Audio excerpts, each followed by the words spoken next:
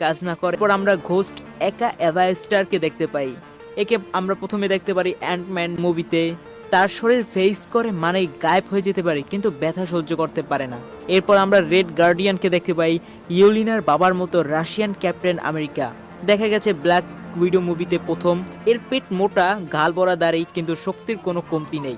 এরপর আমরা টাক্স মাস্টারকে দেখতে পাই, যাকে আমরা প্রথম ব্ল্যাক উইডো মুভিতে সাইলেন্ট কিলার হিসেবে দেখতে পারি, যার মাথায় ভিডিও লার্নিং সিস্টেম, মানে যে কারো মুভমেন্ট কপি করে ফেলে। এখন নতুন রূপে সে ফিরেছে। এরপর সিন চেঞ্জ হয়।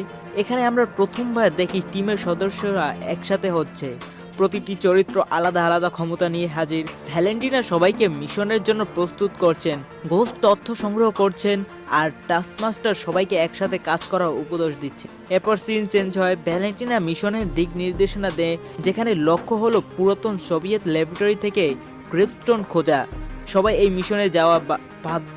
সিন চেঞ্জ হয়। টিম সাবধানে সাবমেরিন গাড়িতে পৌঁছায়। জায়গাটি ভুতুড়ে ও সেরা খেলা। এখানে অনেক ফাঁদ ও ঝুঁকি রয়েছে। ল্যাবের ভিতরে একটা ট্যাঙ্ক রাখা আছে। একজন অচেতন শক্তি আমরা দেখতে পাই। ট্যাঙ্কের ভিতরে যে অচেতন মানুষটা ছিল, সে ধীরে ধীরে সাড়া দিতে শুরু করে। প্রথমে মনে হয় যেন কোনো দুঃস্বপ্নে আছে, কিন্তু পরেই বোঝা যায় তার শরীরের চারপাশে অদ্ভুত শক্তির আলো ছড়াচ্ছে। এটা সেই সেন্ট্রি আসলে এক রকমের সুপারহিরো, কিন্তু তার